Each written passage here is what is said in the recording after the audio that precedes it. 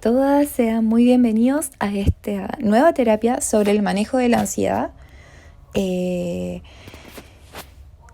para ir conociendo toda esta sintomatología y tratar de ir disminuyéndola y obviamente manejándola de una adecuada manera. Así que siéntanse cómodos, cómodas y vamos a dar inicio a esta sesión. Para eso, saber que las antiguas sesiones tratamos de ir identificando estas distorsiones que pasaban por nuestra mente y estas creencias irracionales que eran los pensamientos intrusivos y saber que nosotros podíamos reestructurarlos. Y para aquello se podría ir implementando también prácticas de relajaciones. Para eso, súper importante que en esta sesión vamos a ir también abordando los tratamientos para los trastornos de ansiedad. Bueno, como concepto saber de los contenidos que vimos anteriormente en las antiguas sesiones, vimos el concepto de ansiedad y miedo, que son experiencias normales que todos podemos experimentar en un cierto tiempo y que el miedo va a surgir ante la amenaza externa que yo voy a identificar. Y es el miedo, obviamente, va a estar de por medio complementado y esto va a hacer que sea una de las 6 emociones básicas, ¿ya? El miedo se va a considerar fundamental para la supervivencia porque nos va a preparar para la reacción de la lucha o huida ante situaciones de riesgo en la cual yo me considere. Y por otra parte, la ansiedad va a ser un estado emocional no placentero que se va a acompañar de nerviosismo y una sensación desagradable. Entonces podemos decir que ansiedad y miedo se complementan. ¿Cuáles son las diferencias? Que los cambios conductuales se producen en situaciones de miedo o ansiedad y se relacionan con conductas de evitación, es decir, evitar el peligro o aquellos que no da miedo o de lucha. Mientras que los cambios físicos se van a ir produciendo. Como decíamos, se va a preparar el cuerpo para luchar o huir. Por tanto, el corazón va a latir más deprisa y la respiración se va a ir acelerando poco a poco y nuestros sentidos también se van a agudizar.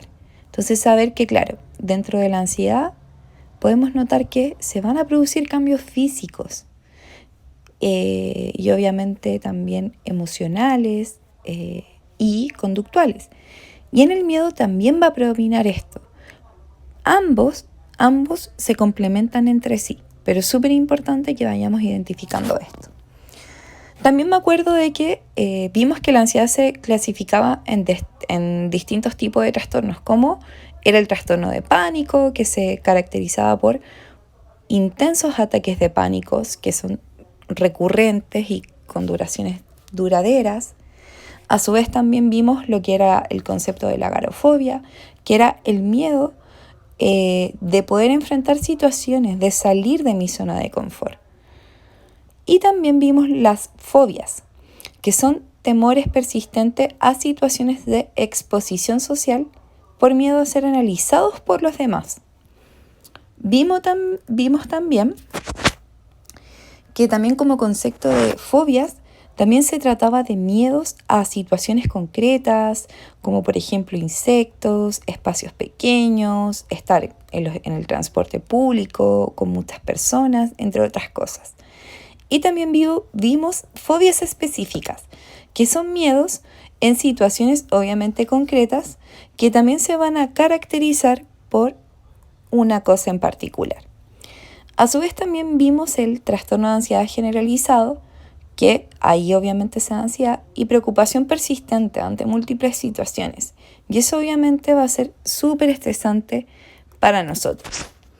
Para aquello, es súper importante saber que todos estos trastornos de ansiedad tienen características principales que se van en este caso a complementar junto con el miedo y la preocupación. Alrededor de estos 2 síntomas principales se van a ir orbitando otros síntomas y se van a ir diferenciando de un trastorno de ansiedad a otro.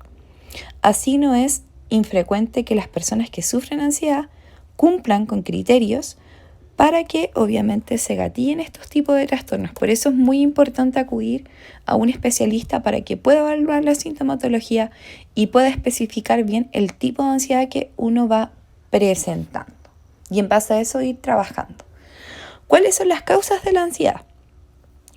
Podemos ver que los trastornos de ansiedad pueden darse por parte genética o por vulnerabilidad psicológica, o también a su vez por determinadas enfermedades que pueden producir ansiedad, o también principales desencadenantes que han ocurrido que vivenciemos esto. Bueno, en cuanto a, por ejemplo, el tema de las enfermedades, podemos ver de que, por ejemplo, hay causas endocrinológicas como el sufrir de tiroides, problemas hormonales. Eso hace obviamente de que tengamos algunos problemas más de ansiedad, también problemas, por ejemplo, cardíacos, arritmia o insuficiencia cardíaca hacen que seamos más propensos a tener ansiedad. O problemas también pulmonares, por ejemplo, como es el asma o la enfermedad obstructiva pulmonar crónica. Así como algunos también inhaladores del asma que existen. Podemos ver también el abuso de cafeína o en algunos casos altos consumos de drogas, de alcohol o incluso hasta de nicotina hace de que podamos padecer altos niveles de ansiedad. Por un lado también tenemos las causas psicológicas de la ansiedad. La ansiedad puede causarse por múltiples situaciones ambientales que sean vivenciadas como estresantes para la persona. La pérdida de un ser querido, de un empleo, el diagnóstico de una enfermedad, una ruptura sentimental, entre otras situaciones, pueden provocar ansiedad en cualquier persona.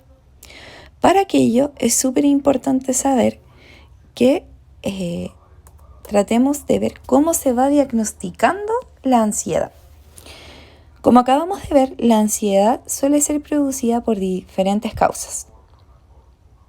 Pueden ser médicas, entre otras cosas. Por lo tanto, para diagnosticar la ansiedad, se recomienda que un médico especialista en psiquiatría logre evaluar esto y después un psicólogo también especialista pueda implementar un tratamiento médico para que puedan estar bien. Una vez descartadas, por ejemplo, las enfermedades, mediante la evaluación con el médico, vamos a ir viendo de que es normal que nos pregunten, por ejemplo, desde cuándo tenemos estos síntomas, en qué momento comenzaron a aparecer, cuánto duran estos niveles de ansiedad en nosotros, cuál es la intensidad, cómo estamos durmiendo, cómo está nuestro ánimo, cómo está nuestra energía, si hemos tenido algún episodio previo similar, si tenemos algún familiar que le haya ocurrido algo parecido.